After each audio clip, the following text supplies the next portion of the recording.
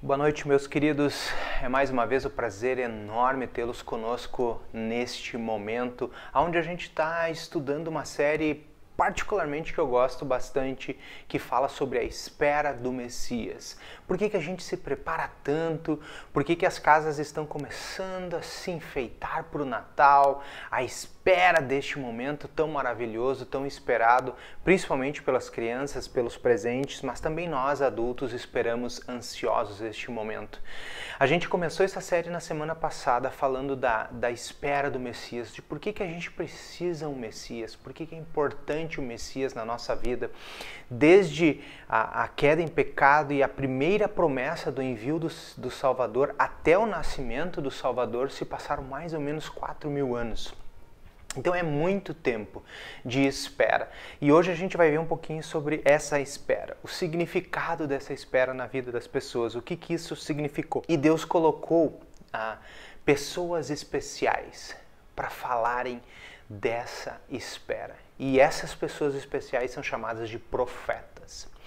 E então hoje a gente vai ver algumas profecias do Antigo Testamento que foram cumpridas no Messias Cristo Jesus. A gente vai em especial ver sobre aonde ele ia nascer, sobre a infância dele, né, algumas coisas que aconteceriam durante o tempo dele. E eu dividi esse episódio em dois. Parte 1, a gente vai estar na parte 1 hoje, e semana que vem a gente vai ir para a parte 2, que a gente vai ver específico sobre as profecias sobre a morte, sobre o que ia acontecer e sobre a ressurreição de Jesus. Então, vão ser mais ou menos 40 profecias, né? Hoje, em especial, a gente vai ver mais ou menos umas 20, né? Eu separei aqui 18 a 19 profecias para falar com vocês.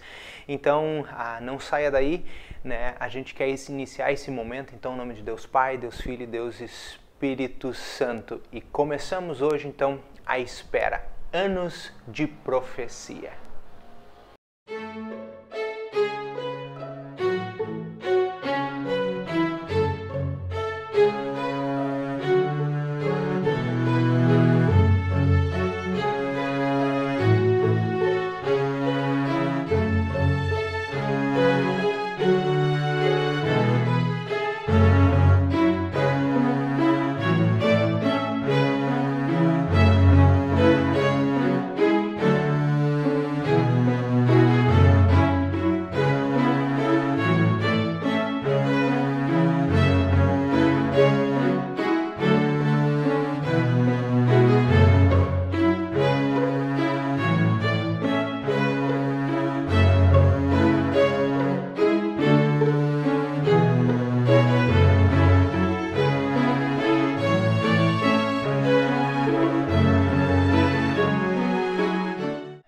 Começar a entender um pouquinho então sobre o que é uma profecia, né? O que é um profeta. Uma profecia ou profeta é uma mensagem que vem de Deus e que revela a vontade de Deus. Então, profeta é aquele que recebe mensagens de Deus e revelam essa vontade para nossa vida. Então, o que é uma profecia? Uma profecia é uma mensagem que vem de Deus, né, e que mostra a vontade de Deus. E específico aqui são profecias acerca de Cristo Jesus e quem ele seria. E 2 de Pedro, capítulo 1, do versículo 20 e 21, diz assim sobre as profecias. Primeiramente, porém, saibam que nenhuma profecia da Escritura provém de interpretação pessoal, porque nunca, jamais, qualquer profecia foi dada por vontade humana. Entretanto, homens falaram da parte de Deus, movidos pelo Espírito Santo. Então a profecia não é as minhas vontades, não é eu que dito o futuro das pessoas, mas profecia sempre é Deus dirigindo a vida das pessoas, em específico as profecias que estão na Bíblia. Então eu já vou começar aqui tendo um cuidado, cuidem muito com falsos profetas que existem hoje em dia no mundo, que dizem que receberam mensagens de Deus. Elas todas têm que ser confrontadas com a palavra de Deus e mostrar o que? A vontade de Deus, não a vontade de homens. Nunca é a vontade de homens. Então na Bíblia existe mais ou menos umas 300 profecias sobre o Messias. Mais ou menos, né? Alguns estudiosos dizem mais ou menos. E eu separei aqui em especial umas 40 profecias. Aquelas profecias que são mais marcantes, aquelas coisas que que realmente identificam, né, o Messias. E por que isso é importante? Porque as pessoas precisavam saber quem era o Messias. Não podia ser qualquer um, né? Existia coisas que foram pré-definidas de como seria o Messias, o que ele falaria, por onde ele andaria, né? Hoje a gente vai ver específico aqui coisas sobre o nascimento de Jesus. Então, pegue sua Bíblia aí, o seu caderninho aí, porque vão ser vários textos. A gente vai dar uma viajada no Antigo Testamento e no Novo Testamento, no Antigo Testamento e no Novo Testamento. Então hoje a gente vai ver se a gente é bom de Bíblia mesmo. Então a primeira profecia que eu quero compartilhar com vocês é que Jesus nasceria de mulher. E está lá em Gênesis 3,15, lá no início da Bíblia de vocês, né, quando Deus faz a promessa do envio do Salvador. Gênesis 3,15 diz assim: porém inimizade entre você e a mulher, entre a sua descendência e a descendência dela. Então a primeira profecia do Antigo Testamento é que o Messias nasceria de mulher. E isso é muito importante, porque o cumprimento dessa profecia está lá em Mateus 1, no versículo 20, e diz assim: enquanto ele refletia sobre isso, ele quem? José, né? Eis que lhe apareceram em sonho um anjo do Senhor dizendo: José, filho de Davi, não tenha medo de receber Maria como esposa, porque o que nela foi gerado é do Espírito Santo. A primeira profecia, meus queridos, fala do quê? Do nascimento de Jesus a partir de uma mulher. Existem duas outras que eu quero compartilhar com vocês também. Ele nasceria de uma virgem. O que quer dizer? Isaías, lá no capítulo 7, disse isso, profetizou isso, que o Messias nasceria de uma virgem. E a gente sabe da história, né? Da Virgem Maria e assim por diante. Mas por que Isaías, lá anos atrás, fala sobre isso? Isaías 7, versículo 14, diz assim: portanto, o Senhor mesmo lhes dará um sinal. Eis que a virgem conceberá e dará à luz a um filho e lhe chamará de Emanuel. Uma virgem. Não ia ser qualquer tipo de nascimento, não ia ser qualquer tipo de gravidez, não ia ser a qualquer maneira que Jesus ia nascer de uma forma milagrosa. E a revelação disso a gente sabe, está lá em Mateus 1, né? A gente leu o versículo 20 e agora a gente vai ler o 22 e o 23. Ora, tudo isso aconteceu para que se cumprira o que havia dito pelo profeta. Né? Eles já sabiam isso. Eis que a virgem conceberá e dará à luz a um filho e ele será chamado Emanuel, que significa Deus conosco. Então ele não só nasceria de uma mulher, ele nasceria de uma virgem. E isso é muito importante porque mostra características do Messias. Quem que consegue fazer um nascimento de forma milagrosa assim? Somente Deus, né? A gente sabe que foi por obra do Espírito Santo.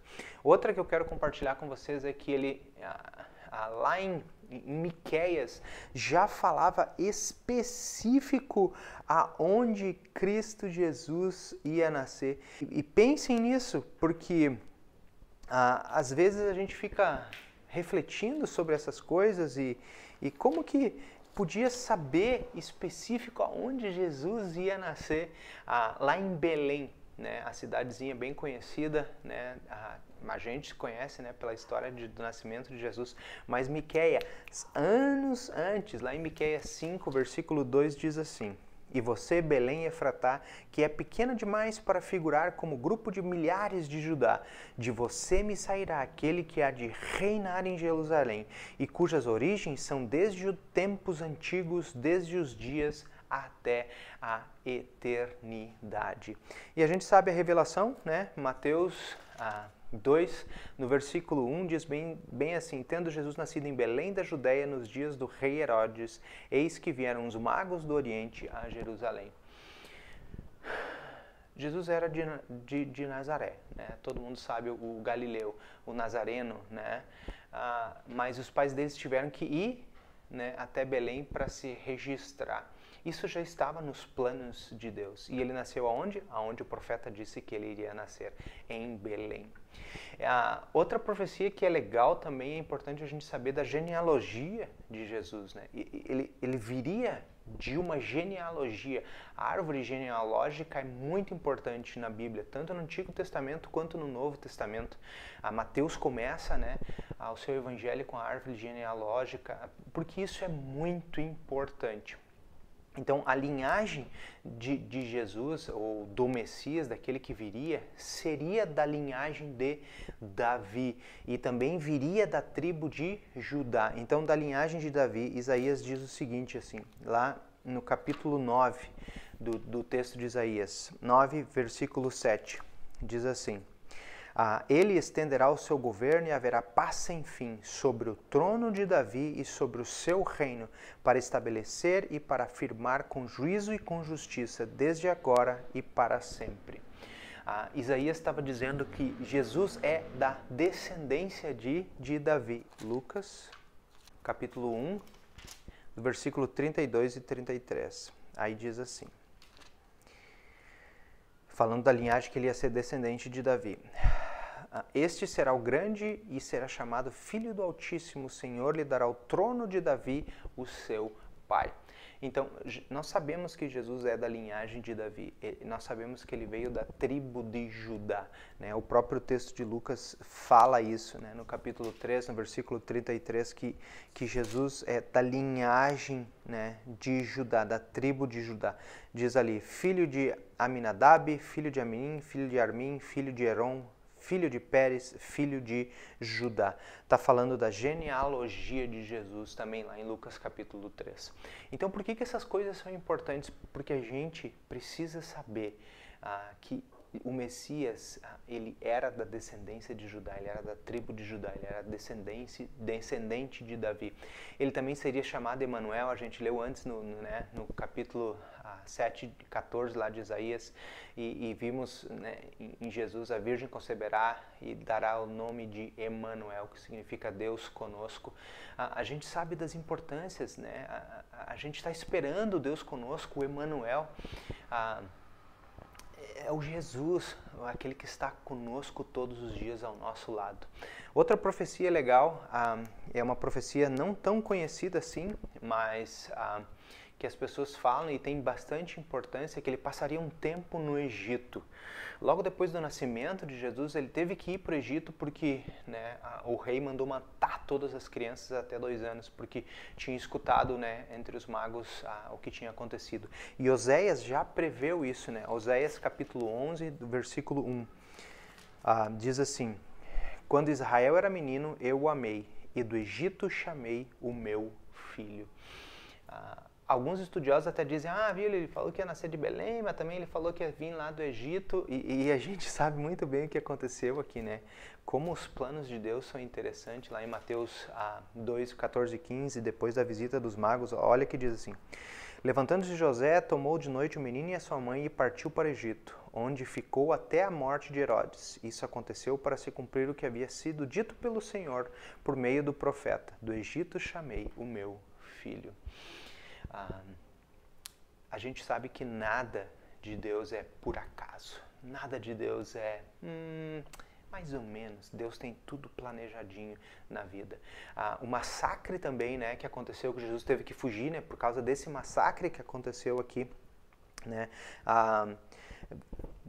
tá na sequência do texto aqui de Mateus. Eu vou ler primeiro o que aconteceu aqui. Diz assim: vendo-se iludido pelos magos, Herodes ficou muito furioso e mandou matar todos os meninos de Belém e de todos os arredores, de 2 anos para baixo, conforme as informações que haviam recebido dos magos a respeito do tempo em que a estrela havia aparecido.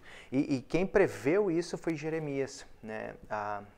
Lá muitos anos antes, Jeremias já falou sobre isso, né? Em Jeremias 31, do versículo 15, diz assim, falando sobre esse massacre: assim diz o Senhor, ouviu-se um clamor em Ramá, pranto e grande lamento. Era Raquel, chorando por seus filhos e inconsolável por causa deles, porque já não existem.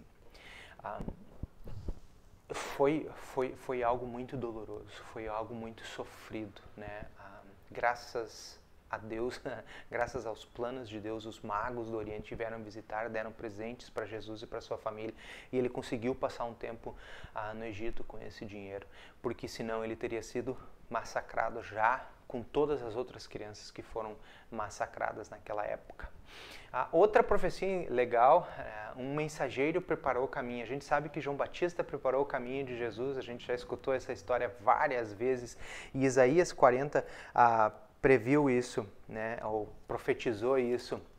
Isaías 40, versículo 3 e 5, diz assim: uma voz que clama, no deserto preparem o caminho do Senhor, no ermo façam uma estrada reta para o nosso Deus.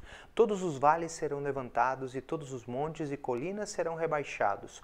O que é tortuoso será retificado e os lugares ásperos serão aplanados. A glória do Senhor se manifestará e toda a humanidade a verá, pois a boca do Senhor o disse. E a gente sabe que quem falou isso, né, preparou o caminho para Jesus, foi João Batista. Lá no Evangelho de João a gente vê isso, né, em João, no capítulo 1, né, fala um pouquinho sobre isso, mas o específico que fala que quem preparou o caminho está lá em Lucas capítulo 3, versículo 3 e 6. Ele percorreu toda a região nas imediações do Rio Jordão, pregando o batismo de arrependimento para a remissão dos pecados, conforme está escrito no livro das palavras do profeta Isaías. Vós que clama no deserto, preparem o caminho do Senhor, endireitai as suas veredas. E é bonito a gente ver esse cumprimento em Cristo Jesus, ver essas coisas que aconteceram, que foram profetizadas antes e reveladas no Messias Cristo Jesus. Isso nos dá uma certeza, nos mostra uma verdade, uma profecia que é não tão legal assim. Lá em Salmo 69 diz assim: quando Jesus foi rejeitado, né, que ele seria rejeitado, Salmo 69, versículo 8, diz assim: tornei-me um estranho para os meus irmãos e um desconhecido para os filhos da minha mãe. E lá em João, no início do Evangelho de João, a gente vê isso, né? Que ele veio para aqueles que ele queria, mas eles os rejeitaram. Veio para os que eram seus, e os seus não o receberam. Jesus foi rejeitado, né? Pela sua própria família, pelos seus, né? Pelos seus irmãos, pela né, carne da sua carne. Ele foi rejeitado por muitos. Isso já foi profetizado. Ele seria chamado Filho de Deus. Em Salmo 2, versículo 7, a gente sabe que ele é o Filho de Deus, mas que ele seria chamado Filho de Deus, isso nos dá uma alegria. Ele seria chamado não só Filho de Deus, mas ele também seria chamado de Rei, né? Diz assim, no versículo 6 e no 7, eu o constituí o meu Rei sobre o meu santo monte de Sião. O rei diz: proclamarei o decreto do Senhor. Ele me disse: você é meu filho e hoje eu te gerei. Né? Em Mateus 3 a gente vê essa revelação, e é uma história bem bonita. Vocês conhecem bem quando Jesus pediu para ser batizado, e quando ele foi batizado, ele, né, saiu das águas, e olha o que aconteceu. Depois de ser batizado, Jesus logo saiu da água, e eis que dos céus se abriram, e ele viu o Espírito de Deus descendo como uma pomba, vindo sobre ele. E eis que uma voz dos céus dizia: este é meu Filho amado, em quem eu tenho agrado. Deus se agradava do que Jesus estava fazendo. Deus se agradava do que Jesus tinha prometido fazer. E isso é tão bonito, porque o que estava profetizado lá no Antigo Testamento foi cumprido em Cristo Jesus. Que ele seria chamado de Nazareno. Também é uma história bem interessante, porque a gente viu que ele nasceu em Belém, mas ele era de Nazaré. Né? Em Isaías 11 diz assim, Isaías 11, versículo 1. Do trono de Jessé sairá um rebento, e das suas raízes brotará um renovo, e repousará sobre ele. E é interessante porque a gente vê essas coisas acontecerem, né, na vida das pessoas, e o quão importante isso é. Né? Em Mateus 2, 23 tem a revelação disso, e diz assim: e foi morar na cidade chamada Nazaré, para cumprir o que o profeta havia dito. Ele será chamado Nazareno. Isso é muito importante, porque o profeta já falou que ele seria chamado de Nazareno, que ele seria, que o seu reinado seria super, super importante. Então, quando os profetas falam essas coisas, os profetas não estavam brincando, porque eles só falavam as coisas que Deus anunciava para eles falarem. Eu quero comentar mais duas, né, do episódio de hoje, e uma delas que ele falaria sobre, ou falaria em parábolas. Lá em Salmo 78 diz assim, que já profetizou que Jesus falaria em parábolas. E a gente sabe o quanto Jesus usava as parábolas. E vários outros falsos messias também apareceram na época de Jesus, um pouco antes, né, um pouco depois, mas eles não tinham isso que Jesus tinha, né, o cumprimento da promessa, né, das profecias do Antigo Testamento. 78, do versículo 2 ao 4, diz assim: Abrirei os meus lábios para proferir parábolas, e publicarei enigmas dos tempos antigos, o que ouvimos e aprendemos, o que nossos pais nos contaram. Não o encobriremos a seus filhos, contaremos à geração vindoura os louvores do Senhor, e o seu poder e as maravilhas que ele fez. E o cumprimento disso, onde está lá em Mateus capítulo 13, quando Jesus explica aos discípulos por que ele fala por parábolas, né? 13 do versículo 10 até o versículo em diante. Então os discípulos se aproximaram a Jesus e perguntaram: por que o Senhor fala com eles por meio de parábolas? Aí Jesus respondeu: porque a vocês é dado a conhecer os mistérios do reino dos céus, mas àqueles isso não é concedido. É interessante isso, porque é uma profecia. Jesus falar em parábolas não é porque ele gostava, não, porque ele estava cumprindo a profecia que dizia que ele era o Messias esperado há muito tempo. E a última profecia que eu quero compartilhar com vocês nessa noite, para dar uma introdução sobre as profecias, eu sei que a gente deu uma viajada em muitos textos aqui, estaria sentado à direita de Deus. O Messias estaria sentado à direita de Deus, em Salmo 68. Abram sua Bíblia lá, Salmo 68, versículo 18. Diz assim: Subiste às alturas, levaste cativo o cativeiro, recebeste homens por dádivas, até mesmo rebeldes, para que o Senhor Deus habite no meio deles. Subiste às alturas. E o cumprimento disso, Marcos 16, 19, diz assim: De fato, o Senhor Jesus, depois de ter falado isso, foi recebido no céu e sentou-se à direita de Deus Pai.